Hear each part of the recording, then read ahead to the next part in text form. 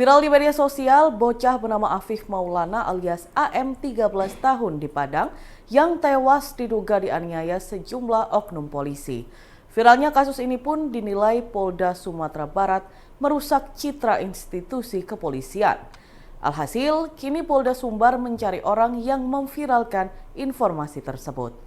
Dilansir dari kompas.id, hal itu diungkapkan oleh Kepala Polda Sumbar, Inspektur Jenderal Suhartoyo pada Minggu 23 Juni 2024. Menurut Suhartoyo, pihaknya tengah mencari orang yang memviralkan kasus AM yang diduga tewas setelah dianiaya oknum polisi.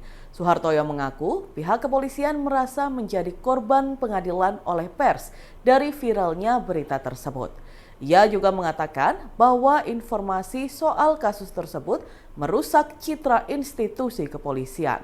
Suharyanto pun menekankan sampai saat ini kasus masih dalam penyelidikan. Sebanyak 30 anggota Sabara Polda Sumbar juga diperiksa oleh Propam Polda Sumbar. Dari kesaksian yang dikumpulkan, anggota polisi itu dinyatakan telah bertugas sesuai prosedur standar operasional atau SOP. PJ Gubernur Jawa Tengah Nana Sujana menyoroti stigma negatif yang disematkan ke Kecamatan Sukolilo Pati pasca insiden tewasnya bos rental BH 52 tahun. Nana Sujana menilai Sukolilo tidak sepantasnya dicap sebagai kampung maling. Sebab menurutnya, tindakan pidana terkait tewasnya BH dan penemuan kendaraan bodong hanya dilakukan oleh beberapa orang saja.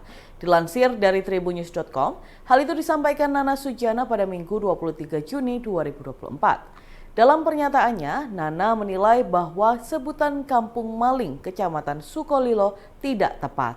Sebab ia menilai tindak pidana yang terjadi di daerah tersebut tidak dilakukan oleh seluruh warga Sukolilo, melainkan hanya dilakukan oleh beberapa orang saja. Terkait persoalan di Sukolilo itu, Nana Sujana pun menegaskan akan terus melakukan pembinaan kepada masyarakat, terutama untuk menghilangkan stigma negatif yang seolah-olah ditujukan kepada masyarakat di Kecamatan Sukolilo tersebut. Meski demikian, ia memastikan bahwa pembinaan ini tidak hanya akan dilakukan di Sukolilo saja, tetapi juga di seluruh wilayah di Jawa Tengah. Ribuan pejuang kelompok Iran di Timur Tengah siap membekingi Hizbullah. Mereka juga berbondong-bondong menuju Lebanon untuk menghadapi eskalasi perang tinggi menghadapi Israel. Potensi perang membara Hizbullah dan Israel ini telah diantisipasi pejabat Iran dengan mengerahkan bala bantuan untuk Hizbullah. Melalui keterangannya, pemimpin Hizbullah Hasan Nasrallah mengatakan para pemimpin pejuang Iran, Irak, Suriah, dan Yaman telah menawarkan mengirim puluhan ribu pejuang. Penambahan kekuatan pasukan ini melengkapi 100.000 pejuang Hizbullah yang dimiliki oleh Lebanon. Nasrallah mengatakan bahwa kini pejuangnya menyerang dengan menembakkan drone dan rudal. Nasrallah juga mengisyaratkan pejuang yang didukung Iran sudah bersiaga mengantisipasi perang meletus di perbatasan Lebanon dan Israel. Ribuan pejuang Iran yang telah dikerahkan di Suriah dapat dengan mudah menyelinap melalui perbatasan tanpa diketahui. Bahkan pasukan Houthi Yaman yang selama ini fokus di Laut Merah juga berkemungkinan dikerahkan untuk membantu Hizbullah dalam perang darat. Kemacetan panjang terjadi di jalur menuju Pelabuhan Ketapang Banyuwangi pada Senin 24 Juni 2024. Pada siang hari, ekor kemacetan mencapai lebih dari 1 km. Pantauan reporter Tribun Jatim Network di Pelabuhan Ketapang dan sekitarnya menunjukkan antrean kendaraan di kantong parkir utama Pelabuhan Ketapang yang didominasi oleh kendaraan roda 4 dan roda 2 pribadi. Sementara antrean di dermaga LCM dan Pelabuhan Bulusan didominasi oleh truk besar. Para calon penumpang kapal mengaku telah mengantri berjam-jam untuk dapat masuk ke pelabuhan. Setelah masuk area pelabuhan pun, mereka masih harus menunggu cukup lama agar dapat naik ke dalam kapal.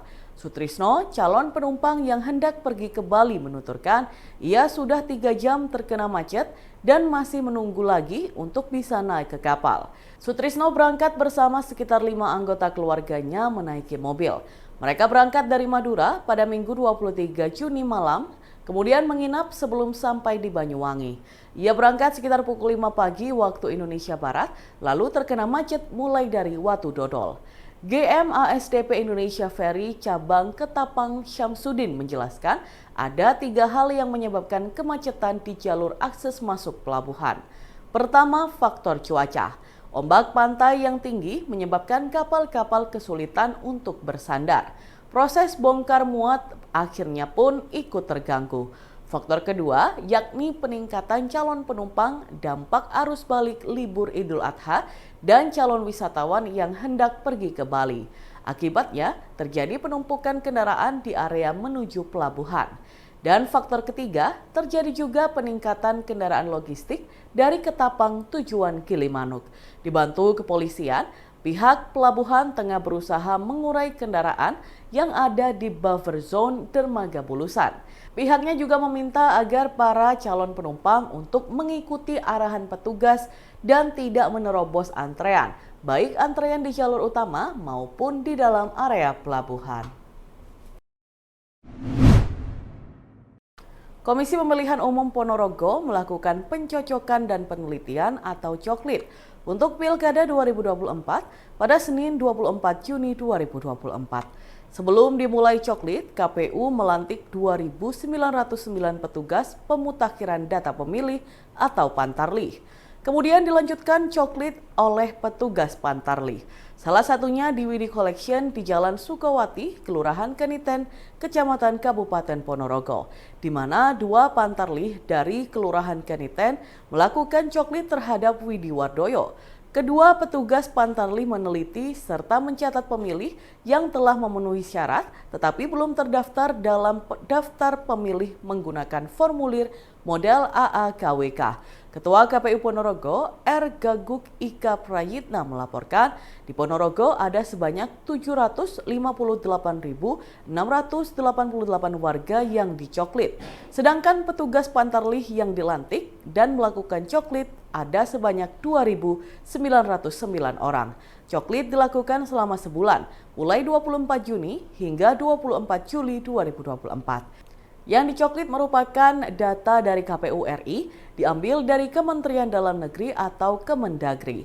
Pihaknya melakukan sinkronisasi data pemilih, apakah nama pemilih sama dengan domisili di lapangan. Selain itu mereka juga mengecek usia calon pemilih. Pun apakah ada warga yang berstatus sebagai TNI atau Polri ataupun sebaliknya, dan apakah mereka sudah pensiun dari TNI Polri. Menurutnya, Pantarlih bisa melakukan video call jika tidak bisa bertemu langsung dengan warga yang dicoklit. Dan Tribuners, berikut kita simak bersama wawancara dengan Ketua KPU Ponorogo, R. Gaguk Ika Prayitna. KPU Pusat yang itu data itu diambil dari Kementerian Dalam Negeri, data kependudukan DP4 ya. Nah kemudian itu kita olah, kita sinkronisasi dan kemudian itu menjadi data pemilih. Ya, kemudian kita datangi per name ya, name untuk mencocokkan apakah ada nama ini dengan yang domisili di lapangan. Nah itu yang dicek adalah satu usia pasti ya, syarat-syarat menjadi pemilih itu usia, domisili di tempat TPS yang bersangkutan, dan apakah dia itu menjadi anggota TNI atau Polri atau sebaliknya sudah keluar dari TNI atau Polri. Begitu. Bisa kok ada hari ini dicoklit nggak ada orangnya atau tidak di rumah itu seperti apa? Kalau tidak ada di rumah bisa keluarga menunjukkan KTP atau KK ya, KTP atau KK yang didatangi. Kalau KTP KK tidak ada itu bisa video call. Jadi petugas Pantarlih ini bisa memastikan apakah yang dicek itu sesuai enggak. Misalkan video call bisa diperlihatkan KTP-nya kan gitu. Itu kalau keluarganya enggak bisa. Oh, berarti bisa dengan video call ya? Tidak perlu temu langsung gitu ada nggak? Di PKPU yang terbaru ya. Itu kalau waktunya mepet atau mama baru awal-awal seperti ini Pak? Tidak, dari awal kalau datang ke rumah atas nama ini tidak ada di rumah, ya kan? Kemudian ditanya apakah keluarga bisa menunjukkan KTP-nya? Kalau bisa, enggak apa-apa KTP-nya. KTP, oke. Tidak perlu orangnya ya? Tidak perlu orangnya. Yang penting yang keluarganya mengakui bahwa itu domisili situ. Kalau tidak ada KTP-nya, maka kemudian bisa di video call untuk menunjukkan KTP asli. Begitu. Hasil antarlah ini nanti call-nya DCS. Ya, jadi nanti kan ada setelah ini ada